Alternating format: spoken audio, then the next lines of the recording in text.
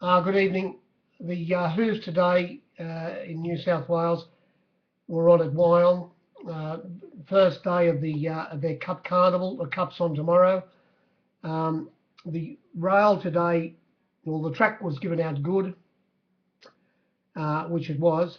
The rail was 2 metres out from the 1350 to the 210 where the cutaway came into play, and the wind, like yesterday at Canterbury, had an effect on the meeting and the results. The wind today, looking at the winning post, treating the track as a clock.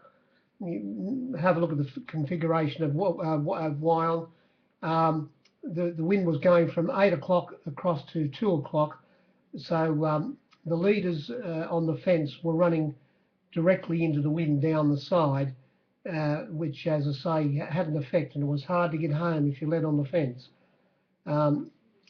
I'd rather get through this fairly quickly. I don't think there was a leader.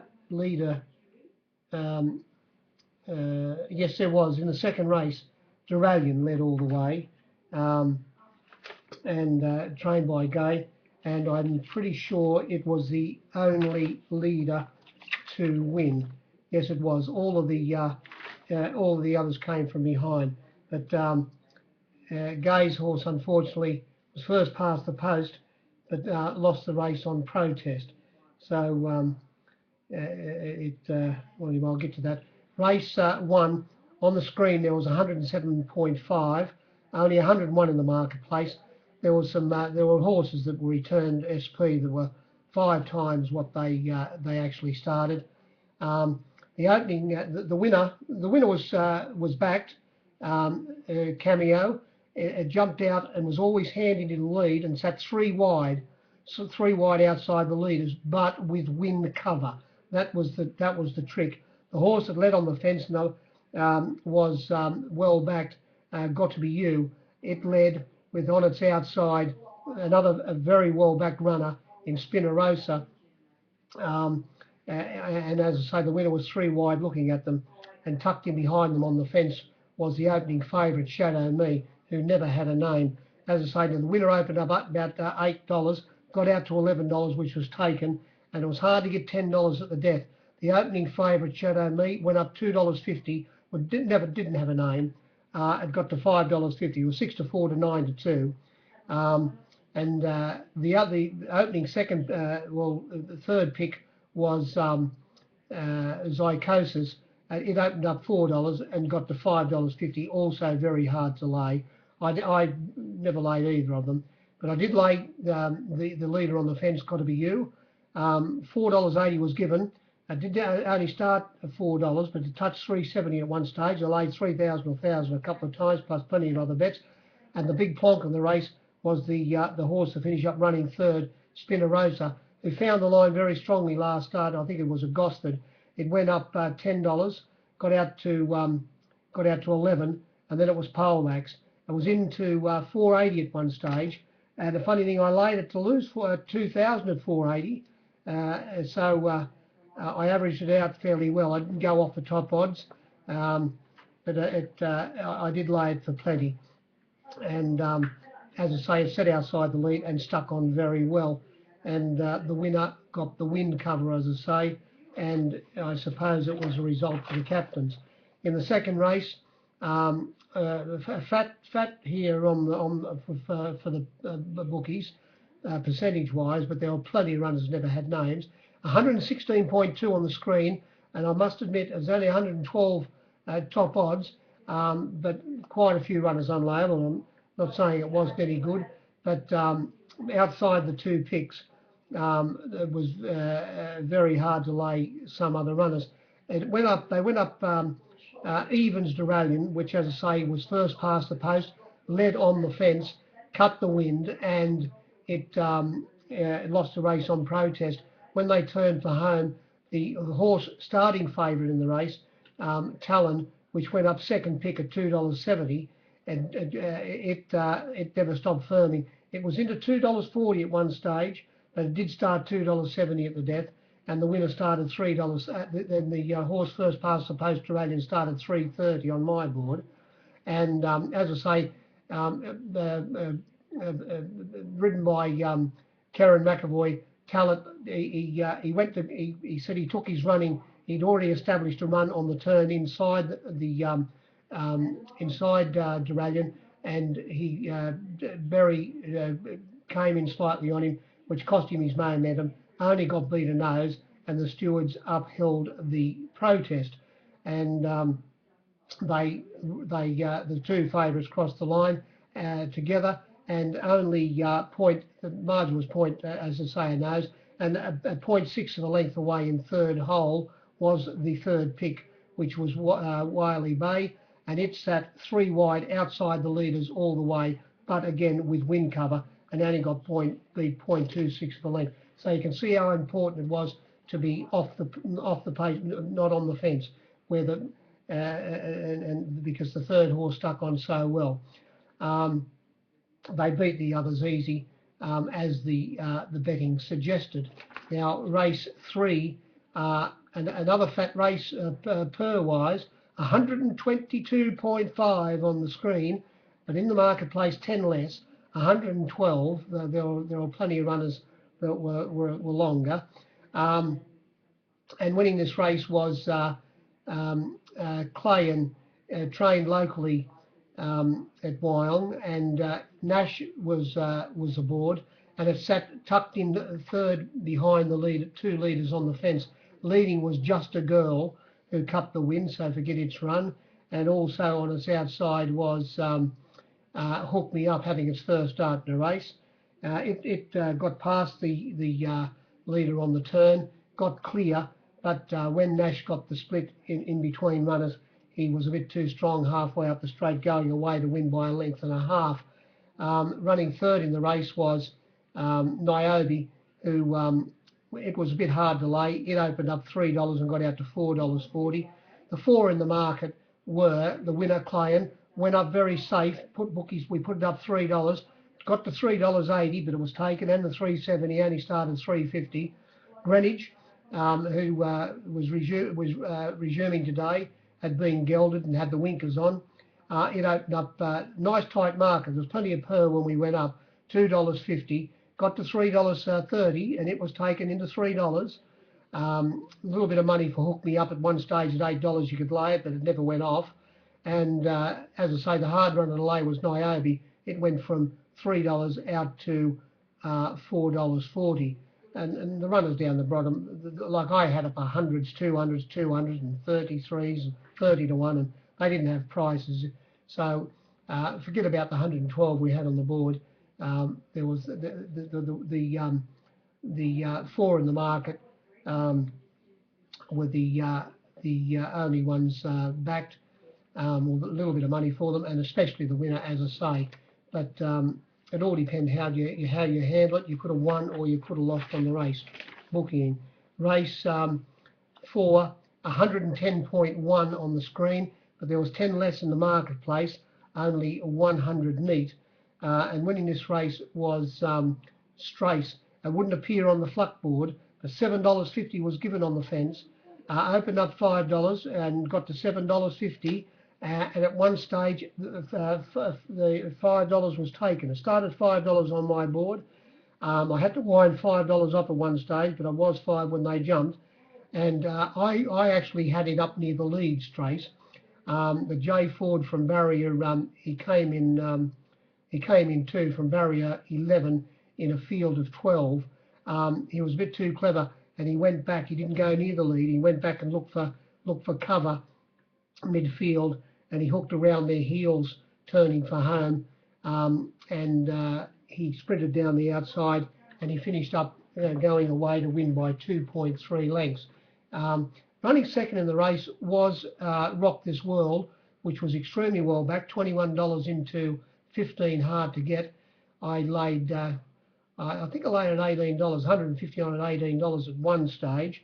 Now it was trapped wide early in the run, and then it worked its way to be outside the lead, and then before the turn had got to the lead. So he'd used a bit of petrol on this runner, Tommy, and it drew the extreme outside alley.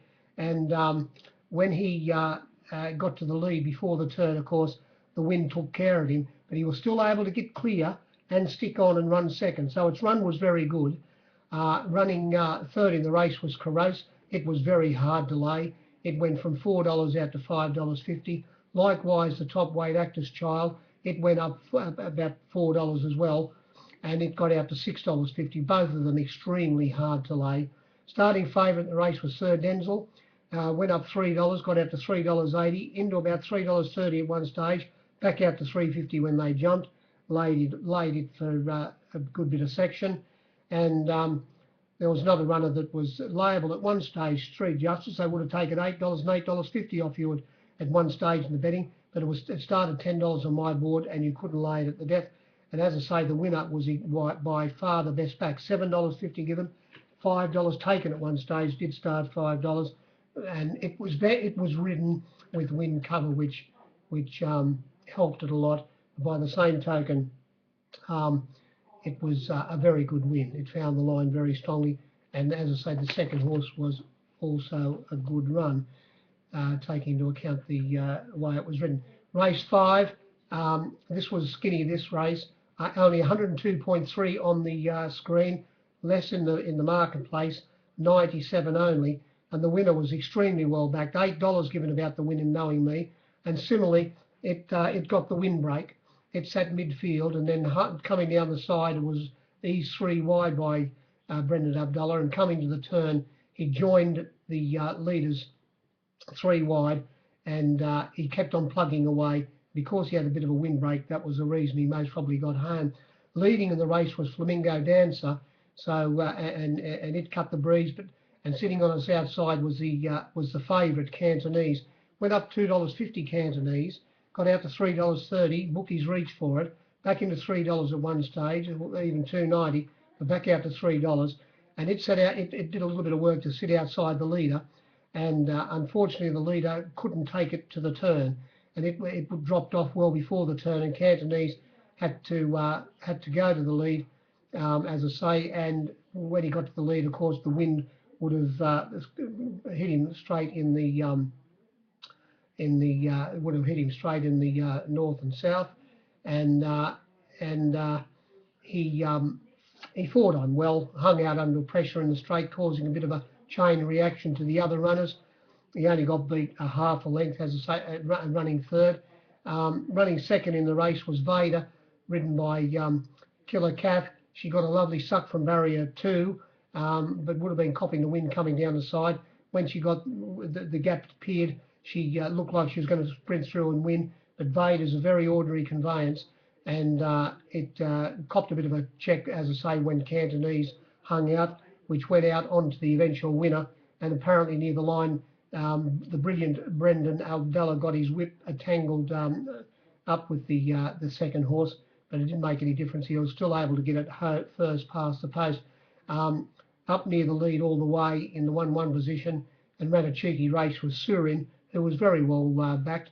It finished up running fourth, beaten 2 lengths. I delayed 3,100 at one stage, and it was $17 taken. It only started $15. But the difference there was the winner got the windbreak, and that was the reason it most probably got home. Race 6, the wind was still strong coming to race 6. On the market, on the screen, 114%. In the marketplace, only 102. It was fairly skinny. And the runner that cut the breeze here, Pleasure of Pain, which finished up causing a bit of interference to a runner, and the jockey has copped a little bit of a holiday over it. Pleasure of Pain, Grace. It led on the fence, but out wide, actually a half a length in front of it, was Gunner's Babe. So it was copying the wind at the same time, and in between the two was Nash, getting a lovely smother in between the two, holding his position on the favourite Mescalina, who finished up going down by a nose. It was extremely well backed, Cruising Eagle. It opened up $2.30, got out to $3.30 at one stage, back into $2.80 or 90 when they jumped, and I laid plenty of section against it. I was standing it for a bit too much, and I reached for the others towards the the finish, and one of them happened to be the winner, where it wouldn't appear in the flush screen, but I gave $6.50 and bet one of the pros 3,000 to 540, which took the cream off the race. I was standing the favourite for a good bit of section. Going back to Pleasure of Pain, as I said, it was the one closest to the fence, closest to the lead, and closest to the fence near the lead. And it's finished up, and it's only run fourth and beaten beaten 0.8 of a length. So its run was fairly good, and it was very easy in the market. Went up $6 and got out to 12. Foxcraft, it was a bit hard to lay. I laid 5 monkeys against it at one stage. Did start that price on my board, if not even 650, but opened up 440 and got out to that price. Sutton Braid, there was a bit of section for it around about 13 at one stage, but I did start that price. Cradle Me went up about the same price as Foxcraft, and as I say, I reached for it to finish, getting 650 like a fool, and started, but did start $6. It never had a price cruising eagle. Miss Gorlina, I've already told you, it only went down by the nose margin, was caught right on the line. Sir Ganador copped a bit of interference, and from barrier 1, it would have copped a bit of wind as well. It was the runner that copped the interference from Pleasure of Pain, trying to get through on the fence or around it, close to the finish. So it would have finished a little bit closer. There was money for Actrice at $26, very well backed. Only started 14, hard to get. No money for second string and Missed the Jump. Morocco Miss, I laid 3,000, 125, 100, 100 one stage. Gunner's Babe was backed, but then I missed laying it. The bottom one didn't have a price. Now going back to this winner, Cradle Me, when they turned for home, it came from fourth last, Cradle Me, and he was held up turning for home. It lost all of his momentum, but when the gap came, he burst through and sprouted wings in the last bit. If I were allowed to bet on photo finishes, I thought I would have laid you 6 to 4 on it at one, not being clever, but I did think it had grabbed the favourite on the line, thank God, and it won. It got there by the nose, as I say, sprouted wings. Most thought the favourite had just lasted, but unfortunately it hadn't. Excuse me. Race 7 on the screen, 106.6. Only 102 in the marketplace, and every runner was liable in this race.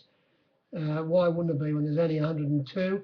It went up $1.50. We put it up 2 on Crafty Earner, got to $1.75. The pros laid it on. They laid the $1.75 on, the $1.70 on, and it was $1.65. Very hard to get at the death. Del Zero was backed at one stage at $13, only started 11. They took $13 off your Tigress Lily, started 12. They took $11 off you General Sniper, started 10. They took 17 off your Tackless, started 15. They took $13 off your Think Mix, started 11. Dreamworker, well, now it was hard to lay, got something out of it. I was $12 when they jumped, and I laid the bottom one at $151. Race was won by the favourite Crafty Earner, ridden by Nash. He was tracked a little bit wide early, but he didn't worry. After they got around the first bend, he was able to slot into 6th position, one off the fence, and coming down the side, he was able to very easily just get to the outside, and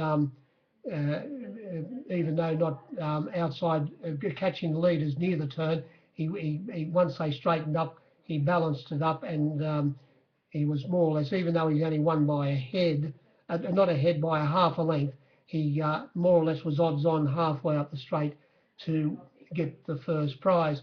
Running second in the race, well, leading on the fence was Del Zero. It ran third, and the win by this stage had eased. So it wasn't as savage against the leaders as it was for races 1 through to 6, and it eased again for the last race. And it finished up running third, Del Zero, led on the fence, and sitting outside it was General Sniper. They never went hard, and it got past Del Zero turning for home, but the favourite rounded up and beat it by a half a length, and it was 2.8 lengths back to General Sniper.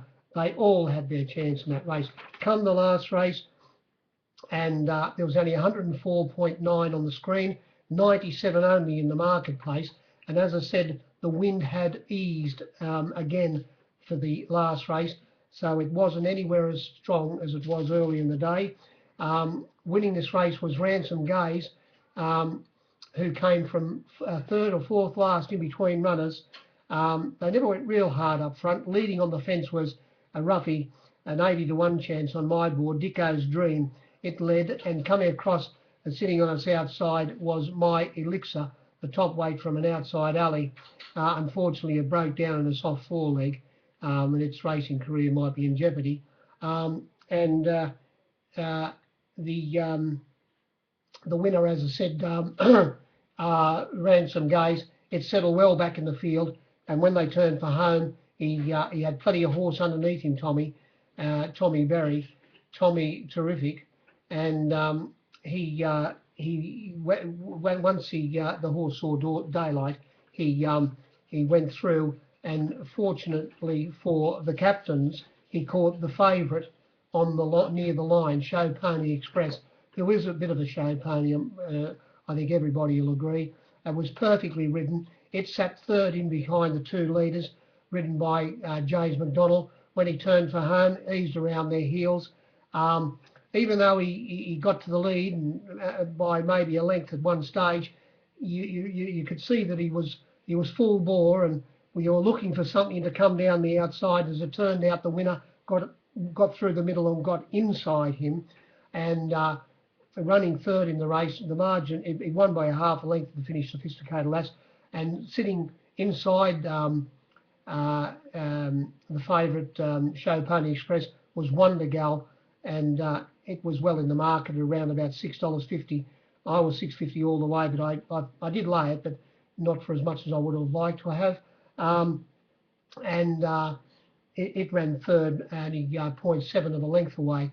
As I say, the favourite, we reached for it. It went up $2.50, got to $3. One of the pros stepped in, and how much does? Laid 3,000 and 1,500 at one stage, but then after a few other runners were backed, including the winner, which was $9, was given Ransom Gaze into $7.50 at one stage, but did start $8. It got down to, say, as I say, to $4, back into $3.78 when one of the other pros cut into it, laying 3,000 or 1,000 again, or to lose 3,000, plus a good few other bets. It was by far my worst way, the favourite, and I was thank God that Spellbinding, who I did lay, but got up on the inside, got through and beat it near the line. That's about all I'd say. As I say, the wind wasn't as strong as it was for the earlier races. I'm going to get stuck into this. I'm out on my feet really, stuck into this form for Wyong Cup meeting tomorrow. They say it's going to be a windy day like it was today, so you should keep your eye on that. I did tweet on the way up there saying where the wind was coming, and I did tweet before Canterbury. I'll try and tweet again to see what the situation, where the wind's coming from, and see if I can give you a bit of a leg up on how the races, the wind might affect, if it is blowing tomorrow, might affect the races. Good evening, good luck, and stay healthy.